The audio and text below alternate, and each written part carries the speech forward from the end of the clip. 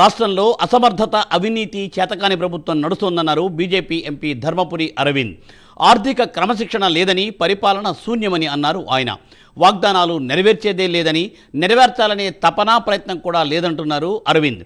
దృష్టి మరల్చడానికి హెచ్సియు, కులగణన, హైడ్రా, కొద్ది రోజుల క్రితం పుష్ప మూవీ ఇష్యూ, ఇలా ఏదో ఒక విషయాన్ని తెరపైకి తీసుకొస్తున్నారని విమర్శించారు అరవింద్.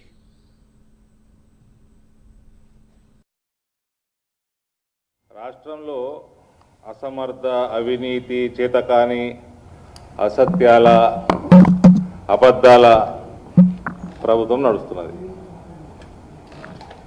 ఆర్థిక క్రమశిక్షణ లేదు, పరిపాలన జీరో, శూన్యం.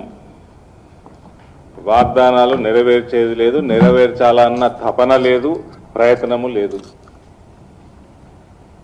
దృష్టి మరల్చడానికి ఇప్పుడు హెచ్సియు, అంతకుముందు హైడ్రా, కులగణన,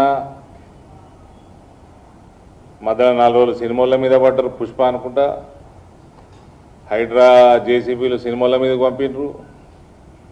అదేమన్నా ముందుకు పోయింది, మూసి ప్రక్షాళన మొదలైందంటే మూసి ప్రక్షాళన మొదలు కాలేదు.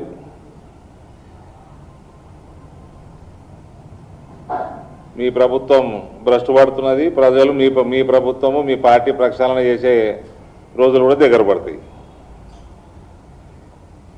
అసలు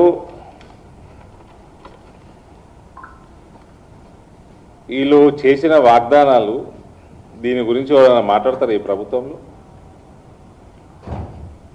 4 లక్షల కోట్లు అప్పు చేసిండు, 4 లక్షల కోట్లు అప్పు చేసిండు అనుకుంటా రేవంత్ రెడ్డి ఎవరినంతా ఎవడో వరలే అసెంబ్లీ ఎన్నికల ముందు.